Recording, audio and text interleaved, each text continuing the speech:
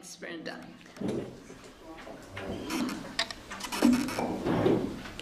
I'm really happy to be able to do this. Scared, but happy. And Oblates are kind of scary people. Are you really? Betty doesn't think so, but they're friendly people. That's good. Okay, let me tell you first of all what I think this presentation is not.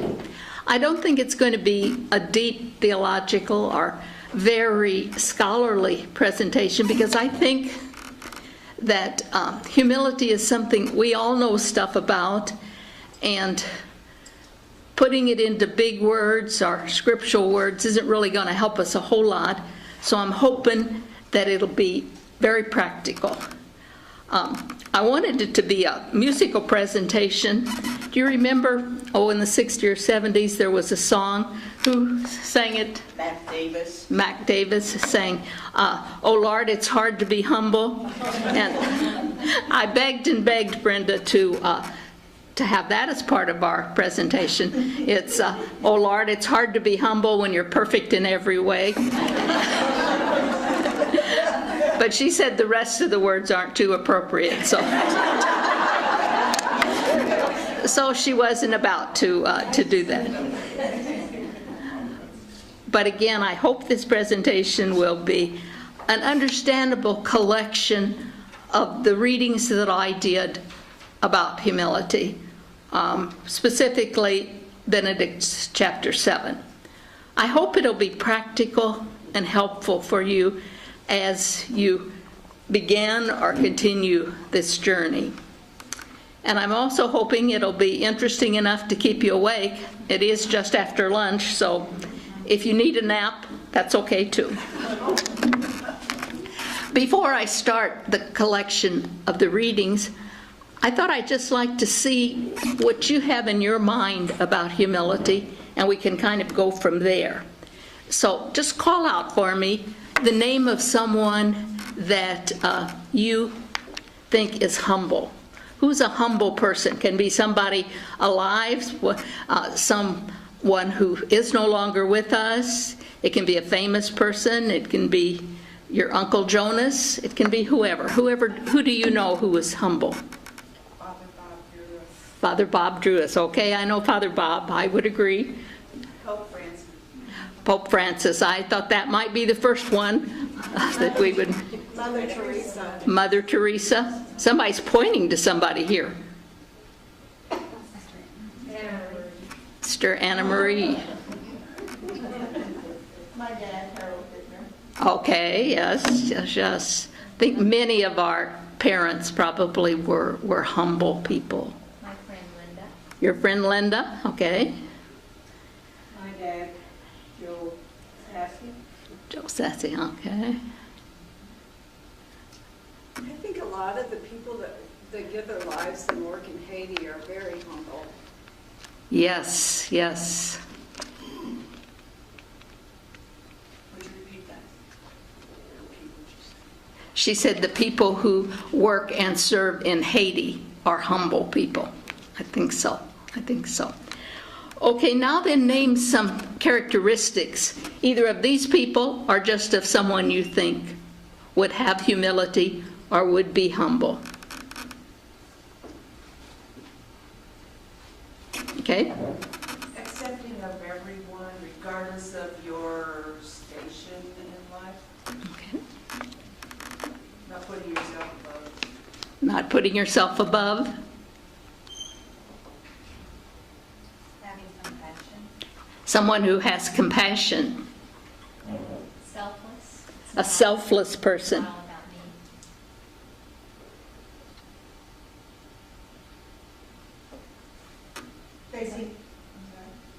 Facing illness with the joy of the Spirit. Facing illness with the joy of the Spirit. Okay, let's see if I can add anything to that. I started by going back into history. What did people throughout history think about humility, about a humble person? in the Greco-Roman world, in Greece or Rome, the humble were not at all well thought of. They were slaves, or certainly people of a lower class, and the well-born didn't even stop to consider them. They wouldn't have thought that this person was worthy of education or wealth or honor. They thought that the poor were just downtrodden and that they just deserved it. They just deserved their lot. Now, in the Jewish tradition, we found out that here at least there was some concern for the downtrodden. We hear that the people were admonished to be caring for widows and orphans. There was still some sense that God looked upon the wealthy and gave them their wealth, and they were particularly blessed. But there was that sense that doesn't appear in Rome or Greece about them. We need to take care of the downtrodden. But it was really in the Christian era, it was really with Jesus, that the whole sense of humility or a humble person began to be looked upon with esteem. And that's, of course, because of Jesus. We read that Jesus did not consider divinity a thing to be clung to, but gave it up and became human like us. His birth was certainly humble. His labor, he was a worker, one of these people that in Rome would not have been looked high upon, a carpenter. He was an itinerant preacher, not someone famous that got called in to talk to kings and queens. Just walked up and down and talked to poor people and rich people, educated people alike. Certainly his teaching had to do with humility. We know one of his most famous sayings, "Learn of me, for I am meek and humble of heart." And he talked about blessed are the meek, that we sometimes think of as humble. His disciples, for the most part, were working folk like him, fishermen, not terribly educated, most of them. We learn from Jesus and his humility by his example. It certainly took humility to put on the apron and wash the feet of the disciples. And finally, his humiliating passion and death. So that gives us a sense of the humble in history and how we got to where we are today thinking about humility in the Christian era. I looked up the definition of humility, very helpful. The dictionary said it's a lack of pride. Don't you love it when it does that? So then I looked in another dictionary and it was a little more helpful. It said modesty, self-abasement, disgrace or shame. It did, however, give me the root of the word, and that was humus, the earth. It said the humble were people who were close to the earth. Again, that sense of being low down. I also learned, did not know, that there is a species of bird known as humility. It has another long Latin name, starts with an S, but I couldn't remember it. But this species of bird never gets off the ground. So it's a very humble bird. So I bet there are some, we have some, know some birds that don't get off very far off the ground. So I read quite a few things about humility, and gradually I found out that they began to fit into three areas. The first one, that the sense, I am a worm and no man, I don't know where that comes from, but I've heard it. I mentioned to a friend that I was going to do this presentation on humility, and she said, why in the world would you want to talk about that? It's so negative. So I believe it came out of this set of descriptions, this idea that when we're humble, we feel like saying, I am a worm and no man. As I said before, humility does come from the word humus, the earth. We define humility, or someone who's humble, as being down to earth. Now that's kind of positive. We like people who are down to earth. But on the negative side, as some of you mentioned, low down, we talk as bringing someone down. We talk about a humble person being the lowest of the low. Those are all negative concepts. It said human comes from that same word, humility, humus, the earth. It's been said that humans are creatures of the earth. Now keep that in mind because we're going to come back to that a little bit. That's not surprising. After all, Adam was made of clay.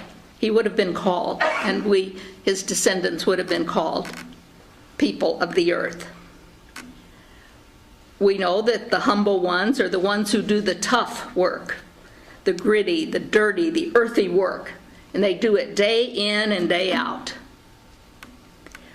I read that humility is that thorough self-examination which makes a man contemptible in his own eyes. We truly believe in my heart that others are better than I am. Some people think that's humility. In the liturgy, we're known to say, through my fault, through my fault, through my most grievous fault. Not just a little sin, but a most grievous fault. Popular ideas sometimes confuse humility with humiliation. But this leaves really no true room for true humility. We do find words like meek and timid, and these words tend to make humility an unacceptable virtue for Americans, many Americans. We tend to think of ourselves as independent, self-sufficient, self-reliant. A prized stance for us Americans is total independence. Guess that comes from our history. We abhor dependence or any force that would impinge on our freedom or our individuality. So those are all kind of in a negative category of humility. But we don't leave humility with those descriptions. The second category that I found was humility as truth. And this is where we get terms like integrity or authenticity. It's an honesty about ourselves. So I guess if you're a worm and you're honest about it, I guess it'd be okay. But a beginning of this step is to be honest about what we are and what we're not. That we don't always have to have the best answer or the best intentions in every situation. But real humility means I'm not afraid to express the truth I find in myself, both my good and my evil, my strength and my weakness. See the difference there between that first category? Now we're bringing in its truth, not just the negativity. Truth is revealed to the humble. It's kind of like, I thought myself something when in truth I am nothing, or I thought myself nothing when I was something. Humility recognizes which area or where we come down any given time. Another aspect in this description is false humility. I kind of have a tendency to be falsely humble. I was going to ask Brenda, don't say very much, Brenda, then they won't have many expectations. Just say a little bit about it. We don't want the Oblates thinking too much. False humility can be found in literature. In David Copperfield's Dickens has Uriah say, people like to be above you, so keep yourself down. You get some power by this. That's false humility, and it's when humility becomes a source of pride or manipulation. When we're humble to get something out of someone. Might be the case of a wife who feigns weakness, and then by this weakness really controls the marriage. That's false humility. We're learning to be stronger. The guests at the scriptural banquet, maybe they had a bit of this false humility. They kind of knew where they belonged in the rank. They knew where they should have sat, and they moved down lower. And why did they do this? So they would be asked to move up higher.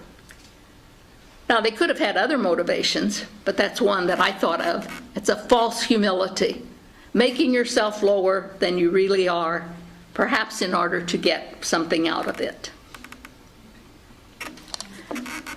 Some patriarchal societies construe humility as a virtue to facilitate control imposed by the strong on the weak. Humility has often been touted as a feminine ideal. Mary, for generations, was worshipped as submissive and humble. Gradually, we're learning to appreciate Mary for her strength and her goodness, but we always will appreciate her humility, her submissiveness, her gentleness.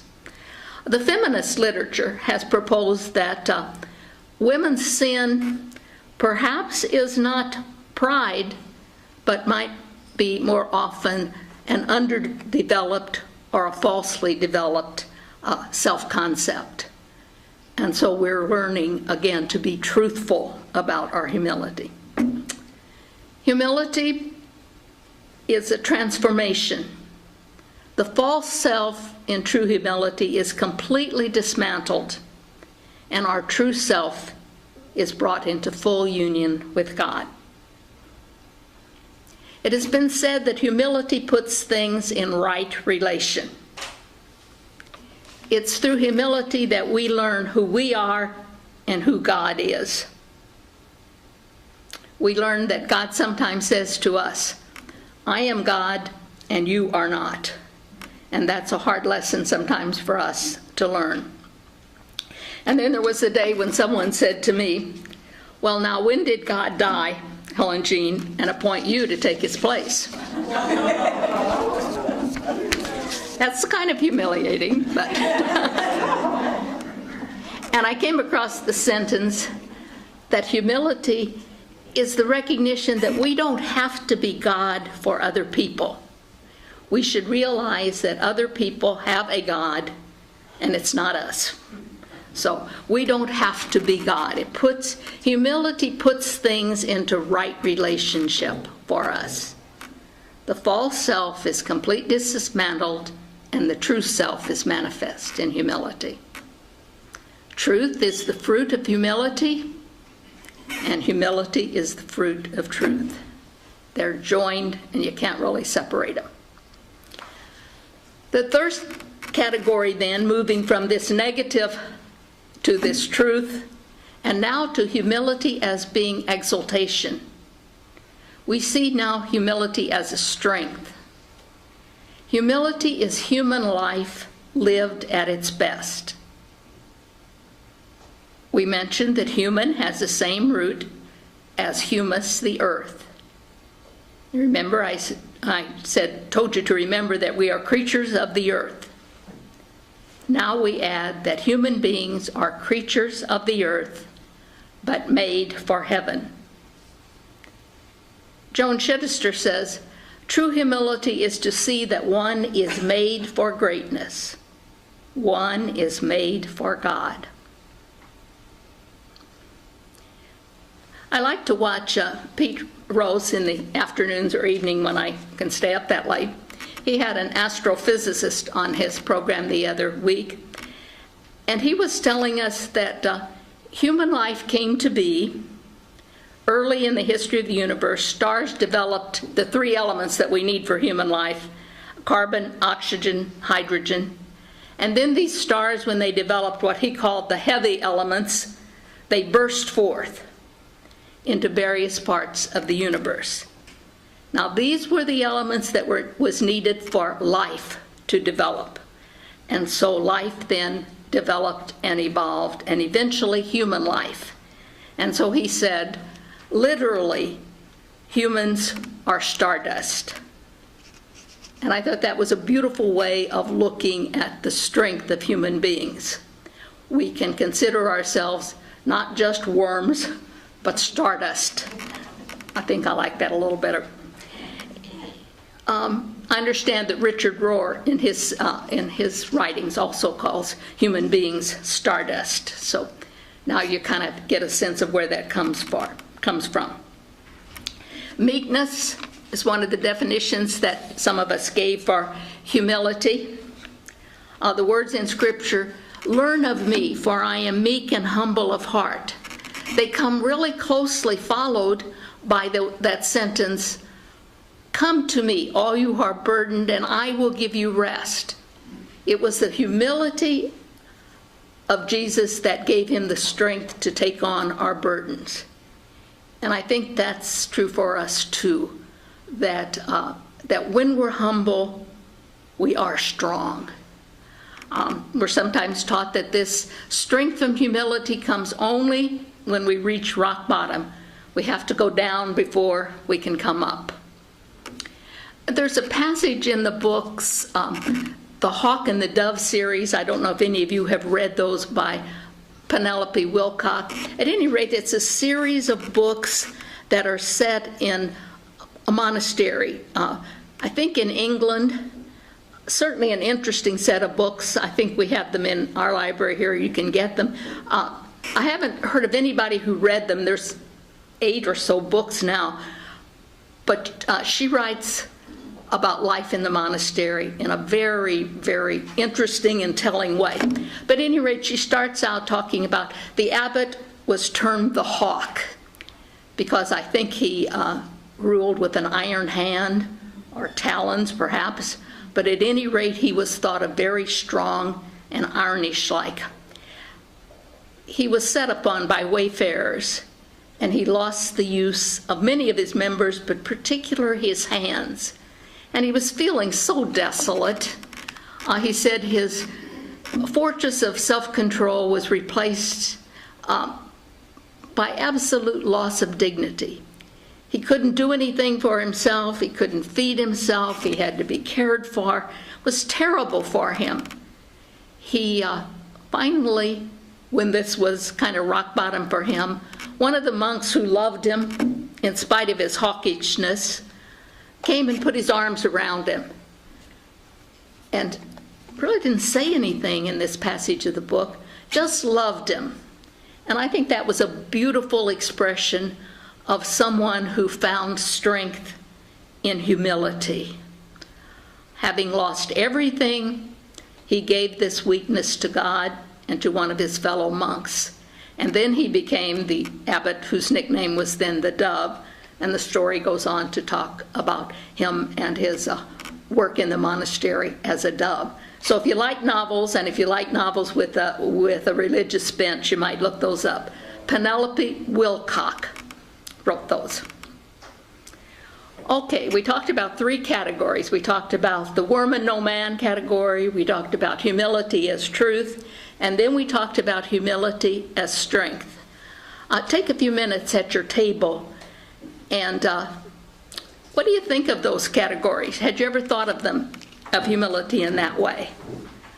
Which one do you resonate with? Which one do you hope that you can think of humility as? So just talk among yourselves for a little bit. And when I get a little drink of water and on my breath, then we'll talk again.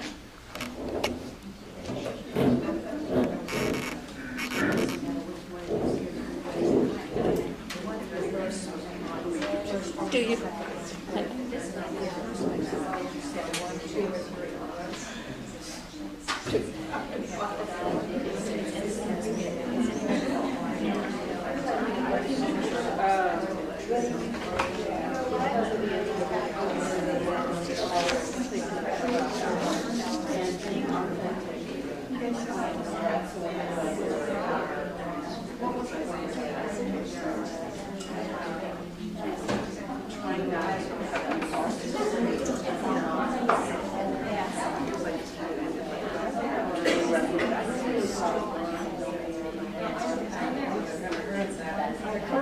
That'll give me something to spill, to not, that's okay.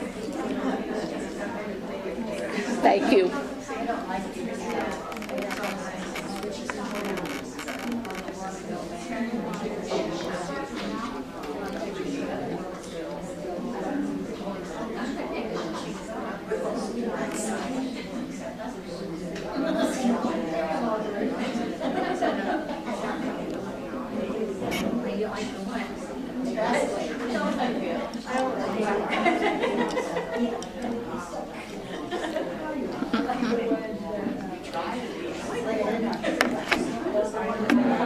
Okay, does anyone want to share just a comment that was important to you, that you shared at your table or that you thought of? Okay. I thought, I really like the one about humility as truth. Being authentic and having integrity, especially being in the world right now and all the things that are going on, and trying to care for people. So I really like that. Okay. To me, when a word, and oh man, that sounds more like a sense of humiliation than humility. You know, so, I can't see that as really a sense of humility. Okay, good. I can't either, so I'm glad you agree.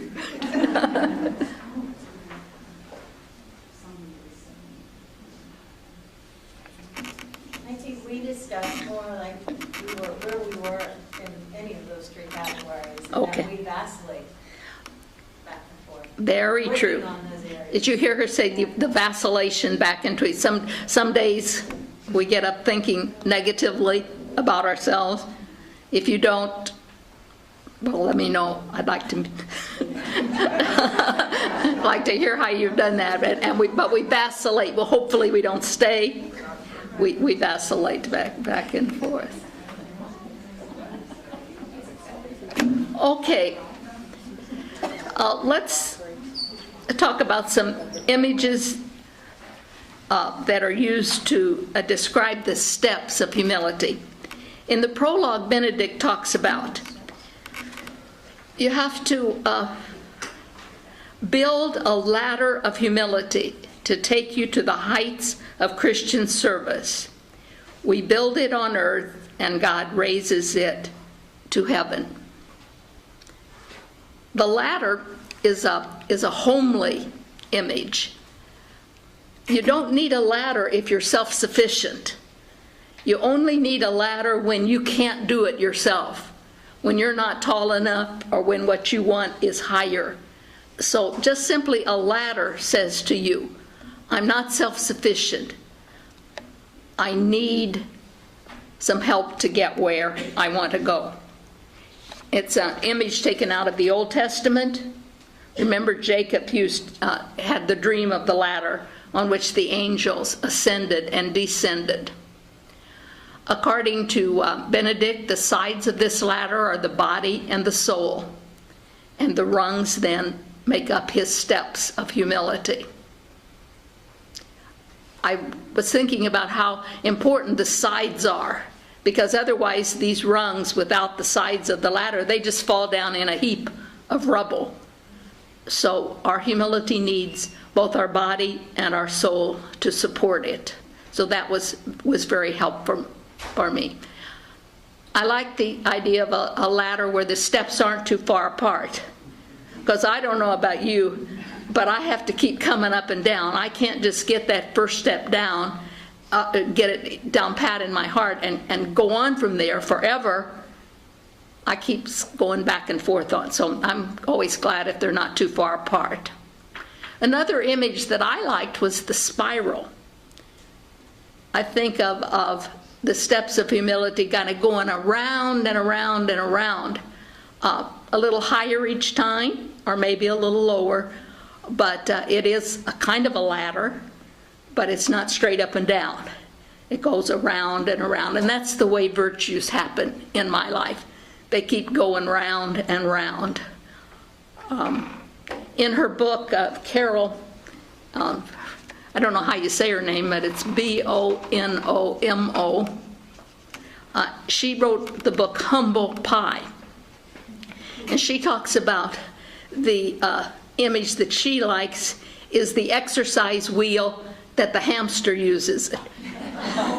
She says sometimes her work in humility feels like that. She just keeps going round and round and round, faster and faster, and doesn't know if she's getting anywhere or not. And so that's an image also with steps on it.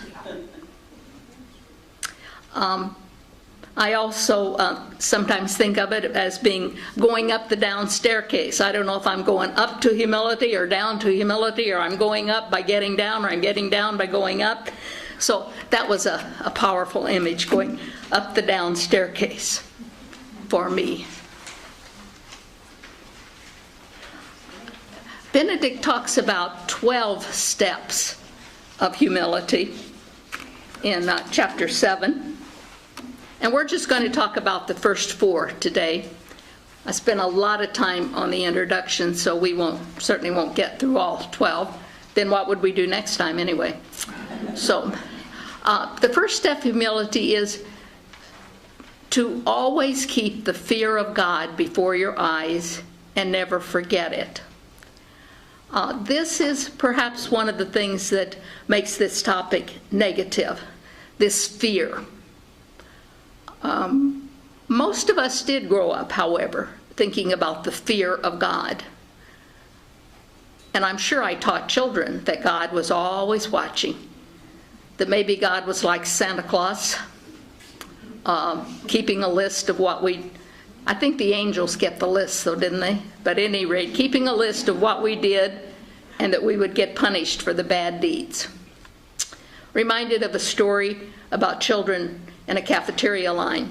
There was a big basket of red apples sitting there, and next to it was a sign somebody had penned saying, "Do not even think about taking one of these apples without paying for it. God is watching." Probably very effective for those children, but underneath it somebody had written, "Don't worry, take an apple. God's busy down at the end of the line with the cookies."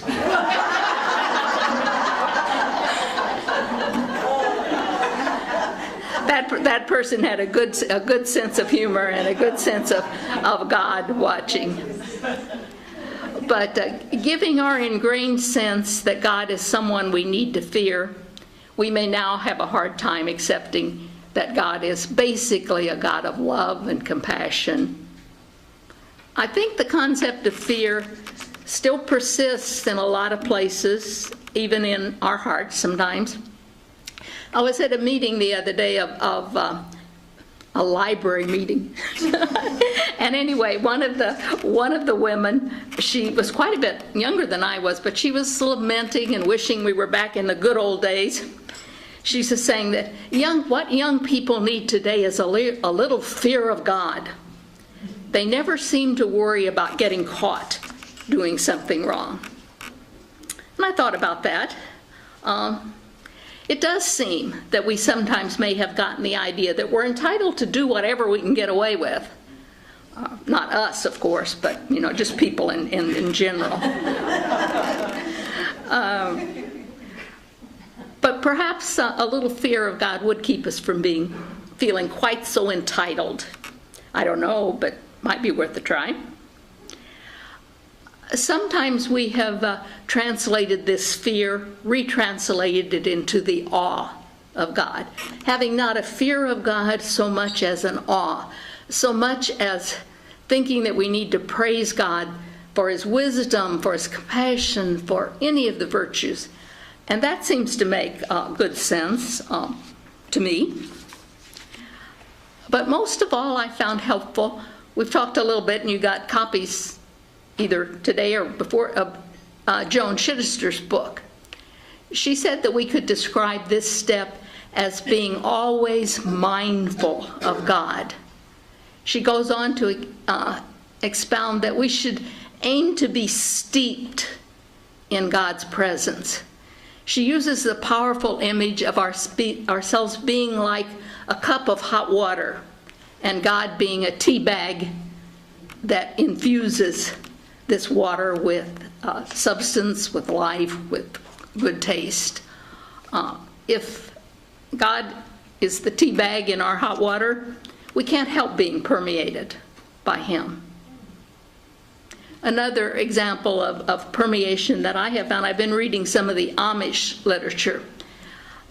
I find the lives of these people, the people in these books, they are very infused with God's presence. I don't find it just an add-on like I do in some Christian novels. This really seems to be like, it's right there in every decision they make, all the prayers they pray. So I have kind of thought, yeah, they're pretty much, it seems like that they're infused with God. And so maybe that's what we've been talking about. This whole mindfulness is an important movement in today's education and in today's business world.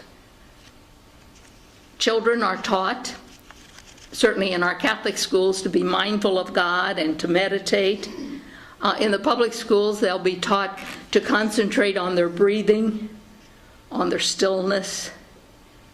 In the business world, people make retreats and learn mindfulness because it helps their profitability and their bottom line. Certainly is good for us to be mindful. I find being mindful always difficult. But then I find being mindful of almost anything difficult. I've noticed, as I was reading about this, that when I sit in church, I will sit there and I will twiddle my thumbs or I will wring my hands.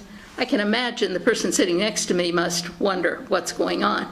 But I decided to be mindful and hold my hands still. Well, I'm up to about 30 seconds. So I got a lot of work if I'm going to be mindful of anything, and especially of God. I do believe that the whole centering prayer movement is one. How many of you have been involved in centering prayer? You know what? Some of you have, yeah. We have here at the monastery a group that meets once a month. In fact, they met this morning on centering prayer. And again, it's a prayer of mindfulness. It's you're encouraged to be conscious of your breathing, breathe God in and yourself out, and just be mindful. Sister Mary Charlotte, who was in our infirmary in our Hildegard Center, she said, well, they came up to teach us centering prayer. And she says, I don't know, I didn't see much to it. She said, we just sat there. And after about 10 or 15 minutes, the leader said, well, now we're centered. And she said, I didn't notice much different. But dear Sister Mary Charlotte, you have to know her to appreciate that. But most of us who take the time to practice mindfulness do know that it helps to be centered. Okay, that's the first step, being mindful. And I suppose if you get that accomplished, then you're ready to move on to the second one. The second step of humility is to love not your own will, nor take satisfaction in your own desires. Now, I thought mindfulness was hard, but this. Again, to quote Joan, she says, this second step follows logically from the first. She said, if our mind is always on God, either fearing or being in awe of Him, it's not likely that we'll be loving our own will or taking pleasure in our own desires. Joan, you want to bet? But seriously, I believe Benedict knew what he was talking about. Self-will and selfish desires are incompatible with humility. And the sooner we root them out, the more progress we'll be making up this ladder. This step does take maturity. A youngster or a teenager who does not have a well-developed sense of self isn't really ready to negate it. But left to themselves, neither our self-will nor our selfish desires will lessen, not all by themselves. We kind of really have to be vigilant, and it takes a lot of prayer, a lot of care, a lot of trying over and over again to root out our own selfish desires and to think of other people. So when you mentioned, you said the humble person is the person who thinks of others. That's this step right here. And Benedict is, and we'll talk about that some more later too, Benedict doesn't want us thinking about ourselves. He wants us thinking about others. The third step is that you submit to a superior in all obedience for the love of God. Now, this is the step by which that self-will, those selfish desires are uprooted. But obedience isn't, again, a very acceptable virtue for many Americans. We like to think of ourselves as independent, in control, self-sufficient, self-reliant. We don't want to be dependent. We don't want anything to infringe on our freedom, our individuality. An obedient American may be an oxymoron. We're just not really good at this. We fight even against the laws we think are sensible, and we know they're necessary. We'd rather not do them. For avowed religious, this step of obedience is straightforward. We have an abbot or a prioress, and Benedict is pretty clear about our relationship to our superiors. He writes extensively about it. But even for the monks, or for us religious, obedience is not blind servitude. For Benedict, obedience does not mean that we just blindly do whatever Barbara Lynn thinks would be nice. We think about it. We have to consider it. We have to be really conscious of what it is we're being asked to do.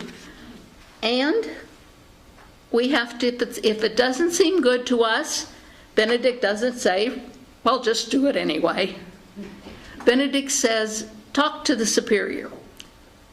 See what he or she has to say. And then if they insist, Benedict says, obey. But that's far from just doing everything somebody else wants us to do. Now I thought, well, now what does this step of humility mean for an oblate? You can't call up Barbara Lynn and ask her what she wants you to do, what she wants you to fix for breakfast tomorrow morning. That's not what her job is or yours. I think in this case it might be,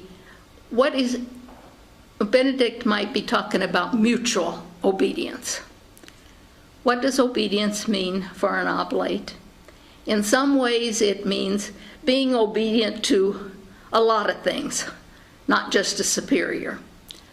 Benedict says the monk should not prefer what is good for himself, but what is good for what is in the interest of another.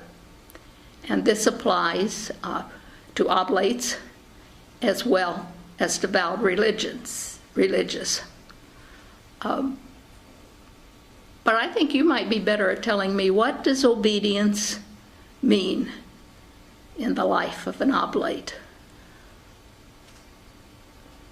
To whom or to what do you need as an oblate to be obedient? Who can think of something? Yes? Are you responsible for what you need to do in your job, in your marriage, in your family relationships? Take those responsibilities, usually, as you said, with people, and not just what. Okay, she pretty much said it all. Can anybody add anything? Yes.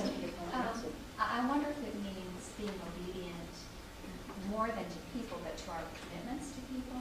That when we committed ourselves to someone for some purpose, that we obey that. Mhm. For That commitment to our, she said responsibilities, and you added to commitments. Anything else here?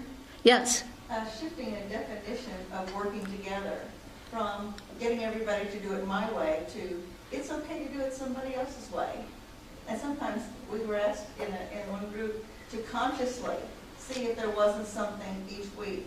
We would deliberately, not make a big to-do about it, but do something somebody else's way instead of what I would prefer to do it. Uh-huh. Working together. Right, working together, that's certainly an obedience. We have to be obedient, all of us, to the 10 Commandments, to the laws of the church, the civic laws, to what someone mentioned, to what our employer, what our job description says, to the people we're working with. There are lots of chances for us to practice this mutual obedience. Okay, hold on tight. We're getting ready to get to the 4th step. And I said we do 4 today. And the 4th step is to hold on in patience to obedience. This step is sometimes termed as perseverance in adversity or endurance. Like that saying, when the going gets tough, the tough get going. Or perhaps when the staying gets difficult, we hold on tighter.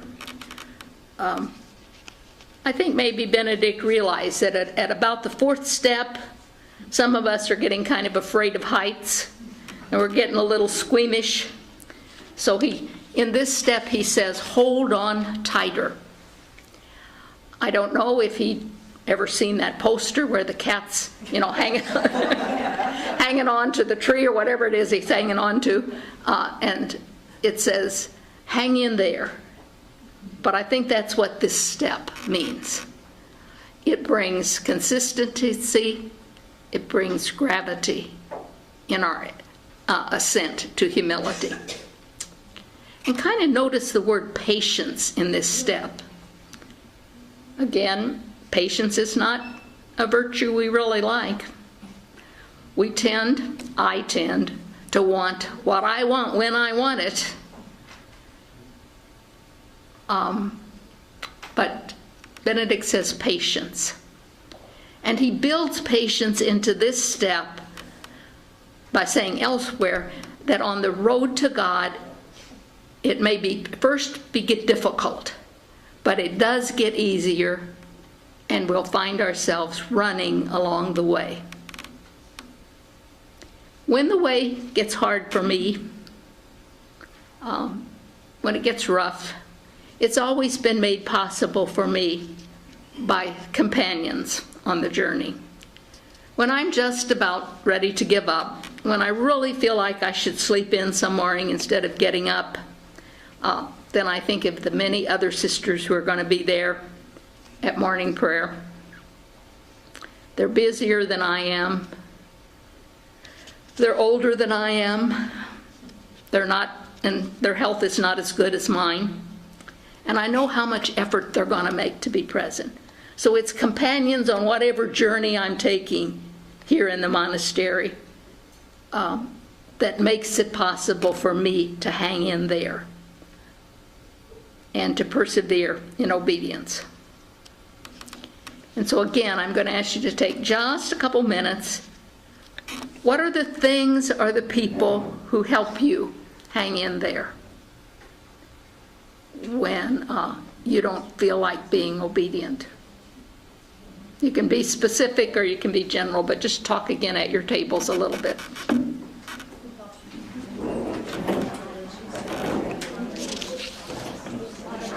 In there for this presentation. Now, during this next month, think about the first 4 steps and try to practice at least one of them. And I'll pray for your success as I know you're practicing. And I'll ask you to pray as I look at the next 8 steps and work out what we can do So thanks again for your kind attention. I really appreciate it.